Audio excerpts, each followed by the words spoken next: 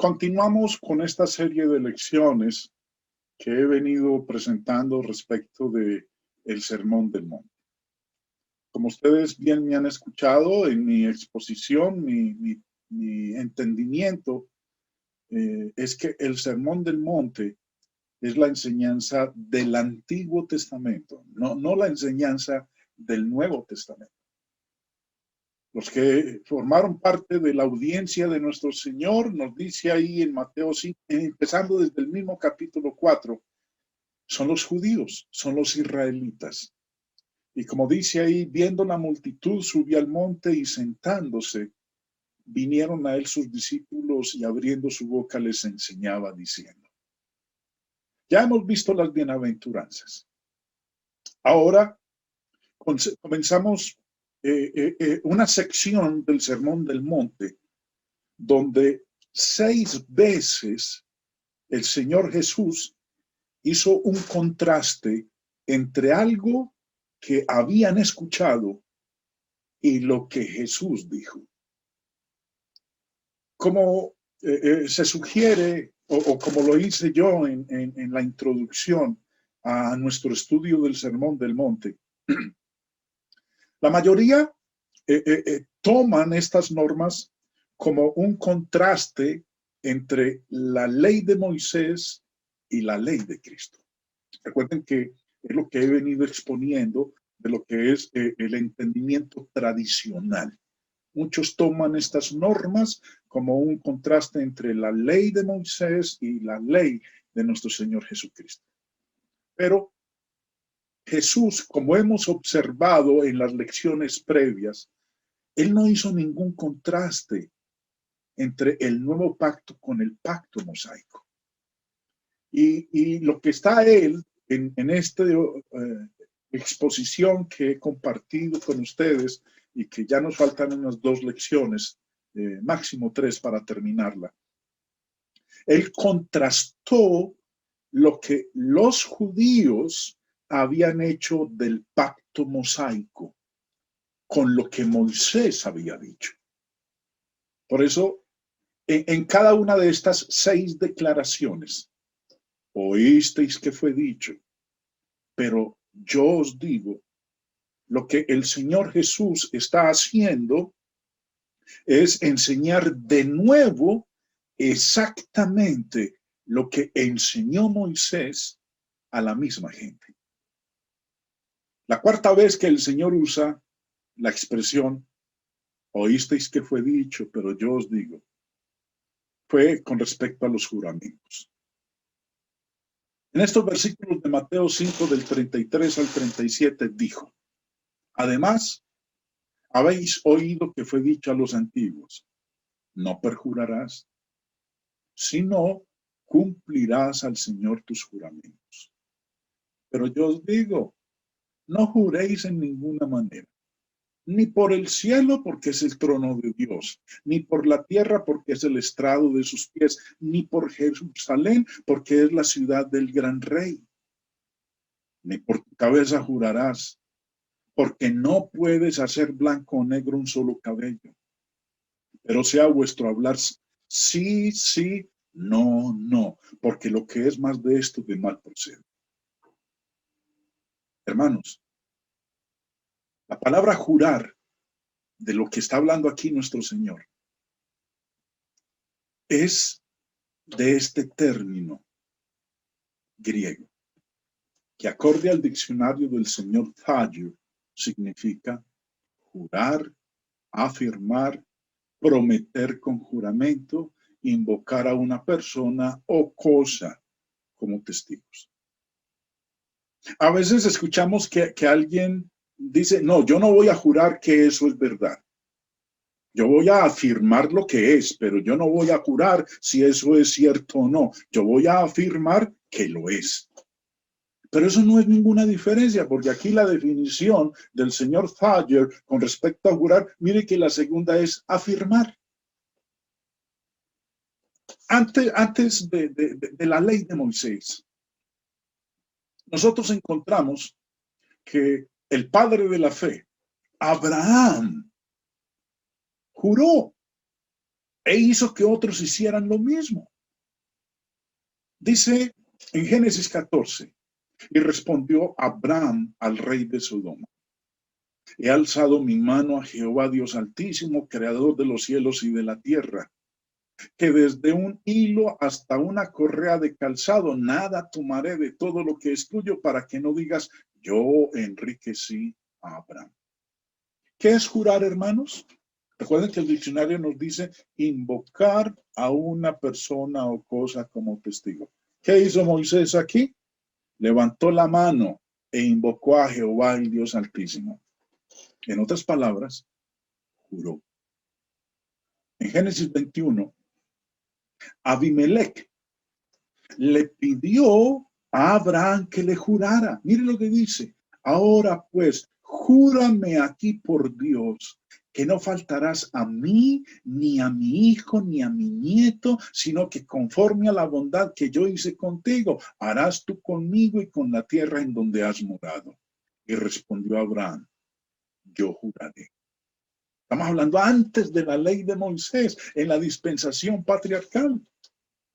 Y en Génesis 24, cuando Abraham quiso buscar una esposa para su hijo Isaac, llamó al criado más viejo que él tenía y lo puso bajo juramento. Dice: y te juramentaré por Jehová, Dios de los cielos y Dios de la tierra, que no tomarás para mi hijo mujer de las hijas de los cananeos, entre los cuales yo habito.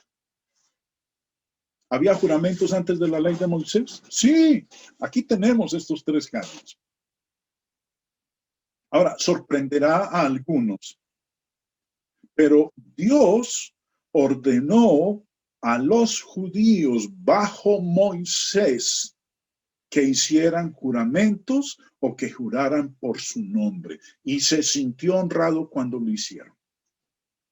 En el antiguo pacto, en Deuteronomio 6:13, Dios le dijo a Israel: a Jehová tu Dios temerás y a él solo servirás, y por su nombre jurarás. Del mismo modo, ahí en el mismo libro, en el capítulo 10, verso 20, Moisés ordenó: a Jehová tu Dios temerás, a él solo servirás, a él seguirás, y por su nombre jurarás. ¿Jurar por quién? Poniendo a Dios por testigo. Y aquí el Señor Jesús enseñó a los judíos lo mismo que el antiguo pacto. Jesús les enseñó a los judíos que tenían una actitud descuidada hacia los juramentos, exactamente lo que Moisés les había enseñado. Jesús no está prohibiendo prestar juramento, pero como Moisés prohibió los juramentos triviales y violar los juramentos por perjurio. Ahora, para que veamos la actitud de muchos judíos hacia los juramentos, en lo que habían convertido, cómo habían torcido la enseñanza de Moisés, en Mateo 23 el Señor les dijo: ay de vosotros, guías ciegos, ¿qué decís? Si alguno jura por el templo, no es nada, pero si alguno jura por el oro del templo, es deudor. Insensatos y ciegos, porque ¿cuál es mayor? ¿El oro o el templo que santifica el oro? También decís: si alguno jura por el altar, no es nada, pero si alguno jura por la ofrenda que está sobre él, es deudor. Pues el que jura por el altar, jura por él y por todo lo que está sobre él. Y el que jura por el templo, jura por él y por el que lo habita. Y el que jura por el cielo, jura por el trono de Dios y por aquel que está sentado en él. ¿Qué les está diciendo el Señor? Si ustedes no mencionan el nombre de Dios en los juramentos, aún así están jurando por Dios. Ustedes están pensando que si se ponen a jurar por el templo, el altar, la ofrenda, etcétera, y que como no están mencionando el nombre de Dios, que entonces no hay que cumplir ese juramento. No, señores, están perjurando. ¿Qué les había dicho el Señor en el Sermón del Monte?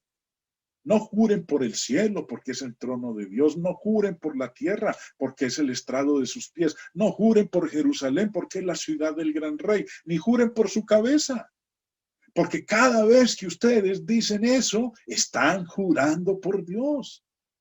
Continuemos en Mateo 23, verso 23. Bueno, hasta ahí llegamos. Verso 22 me equivoqué. Hay un comentario excelente sobre este pasaje en el comentario del señor Barclay. Pero antes de leerlo, hermanos, vemos en lo que el Señor está diciendo aquí y lo que acabamos de leer en el capítulo 23 de Mateo, que la preocupación de los judíos era lo externo, la manera como se redactaba el juramento, sin preocuparse por su integridad verbal. Miren lo que dice el señor Barclay en su comentario. La segunda costumbre judía era, en cierto sentido, todavía peor. Se podrían llamar juramentos evasivos. Los judíos dividían los juramentos en dos clases: los que eran absolutamente vinculantes y los que no. Cualquier juramento que incluía el nombre de Dios era absolutamente vinculante. Cualquier juramento que se las ingeniaba para evitar el nombre de Dios no era vinculante. El resultado era que si una persona juraba por el nombre de Dios en cualquier forma, estaría obligada a cumplir su juramento. Pero si hacía un juramento por el cielo o por la tierra o por Jerusalén o por su cabeza, se sentía perfectamente libre para incumplirlo. En consecuencia, se hacían verdaderas virguerías en este arte de la evasión en los juramentos. La idea detrás de todo esto era que si se usaba el nombre de Dios, Dios era parte de la transacción, mientras que si no se le nombraba, no tenía nada que ver con el asunto. En eso habían convertido ellos la instrucción de Moisés con respecto al jurar. Los textos que leíamos ahorita, los textos que leímos antes de la ley de Moisés en la dispensación patriarcal, ¿por quién se juraba? Por Dios. ¿A quién se invocaba en ese juramento? Se invocaba a Dios. Pero torcieron eso. Que si no se mencionaba el nombre de Dios, entonces ese juramento no era obligatorio. Por eso Jesús les dice, pero yo os digo, no juréis en ninguna manera. Jesús explica la expresión en ninguna manera. Sí, y presten la atención, hermanos, miren bien ahí la pantalla para que observen lo que voy a hacer. Observen. No dice, no juréis en ninguna manera. Punto. Si dijera así, entonces leeríamos la enseñanza de los juramentos en Mateo 5 de esta manera. Pero yo os digo, no juréis en ninguna manera. Punto. Si así lo dijera, hermanos, nosotros no podríamos jurar bajo ninguna circunstancia, porque dice, no juréis en ninguna manera. ¿Qué hace el Señor Jesús? Explica la expresión en ninguna manera, agregando las palabras calificativas. No juréis en ninguna manera. ¿Qué maneras? Ni por el cielo, porque es el trono de Dios, ni por la tierra, porque es el estrado de sus pies, ni por Jerusalén, porque es la ciudad del gran rey, etc.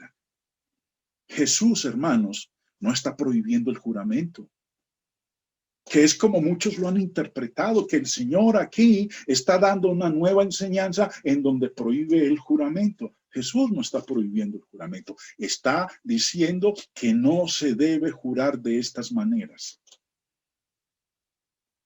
Jesús mismo, cuando él estaba ante Pilato,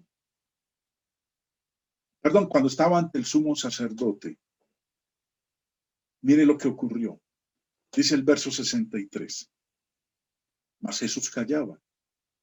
Entonces el sumo sacerdote le dijo: te conjuro por el Dios viviente que nos digas si eres tú el Cristo, el Hijo de Dios.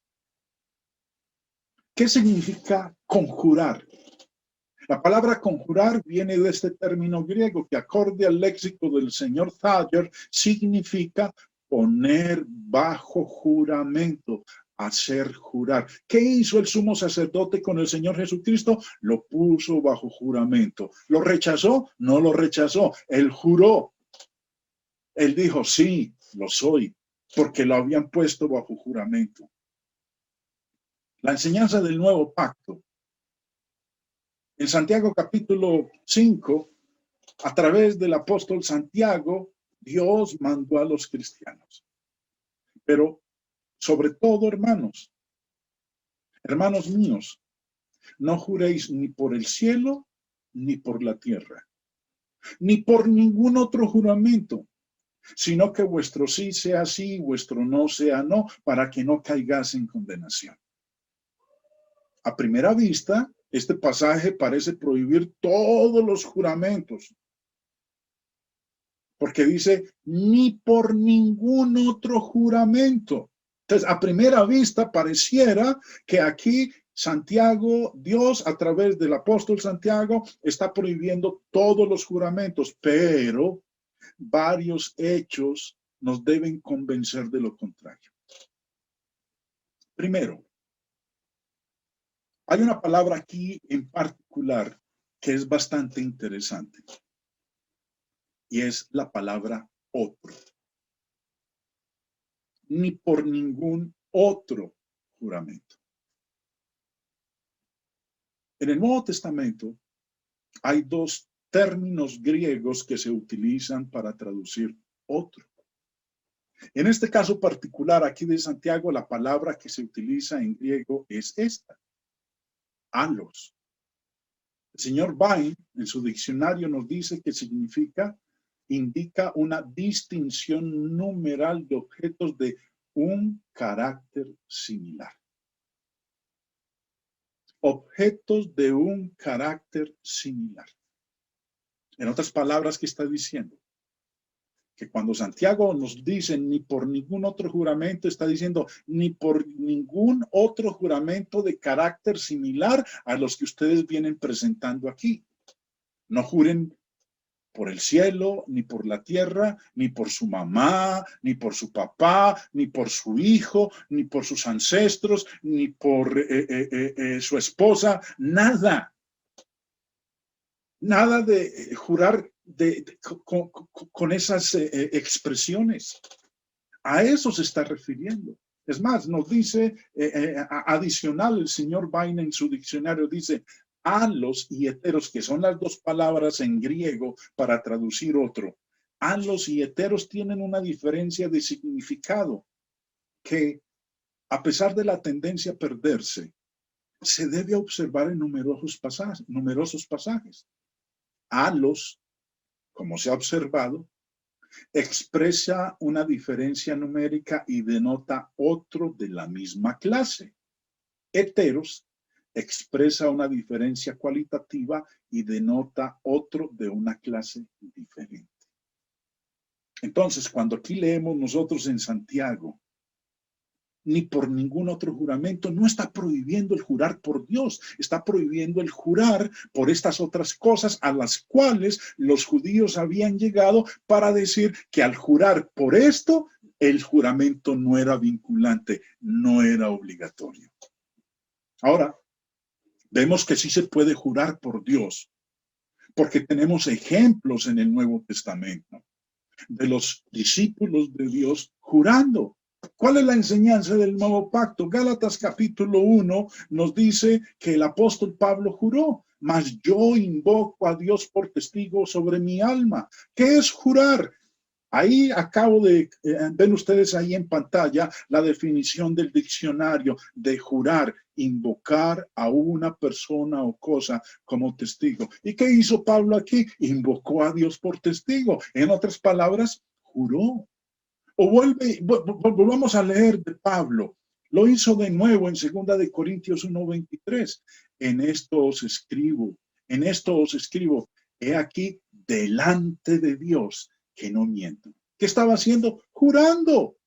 Estaba invocando a Dios por testigo. También en Romanos capítulo 1, dice en el versículo 9, os conjuro por el Señor que esta carta se lea a todos los santos hermanos. La palabra conjuro viene de este término griego exorquizo, que fue lo que hizo el sumo sacerdote con el Señor Jesús, poner bajo juramento. ¿Qué hizo aquí el apóstol Pablo? Puso bajo juramento a estos cristianos. En Hebreos capítulo 6, dice el verso 16, porque los hombres ciertamente juran por uno mayor que ellos, y para ellos el fin de toda controversia es el juramento para confirmación. Los hombres, hermanos, toman juramentos y Dios sigue el ejemplo de los hombres. Esta enseñanza, hermanos, del Señor sobre los juramentos en el Sermón del Monte no es nueva, no es una nueva revelación, no es más alta. Jesús no destruyó la ley como pensaban los judíos, sino que la mantuvo. No enseñó nada sobre los juramentos que fueran más nobles que los de Moisés. Enseñó lo mismo. Y nosotros, hermanos, así como los judíos pudieron cumplir con lo que instruyó Moisés, nosotros también podemos alcanzar la misma enseñanza en el nuevo pacto. Recordemos estas palabras de Dios en Deuteronomio 30. Porque este mandamiento que yo te ordeno hoy no es demasiado difícil para ti, ni está lejos, no está en el cielo para que digas, ¿quién subirá por nosotros al Señor y nos lo traerá y nos lo hará oír para que lo cumplamos? Ni está al otro lado del mar para que digas, ¿quién pasará por nosotros el mar para que nos lo traiga y nos lo haga oír a fin de que lo cumplamos? Porque muy cerca de ti está la palabra en tu boca y en tu corazón para que la cumplas. Sí, hermanos, el Sermón del Monte es la enseñanza del Antiguo Testamento. No es una nueva enseñanza. No es el Sermón del Monte la enseñanza del Nuevo Testamento. Es Jesús interpretando a Moisés correctamente para los judíos. Eso es, mis hermanos.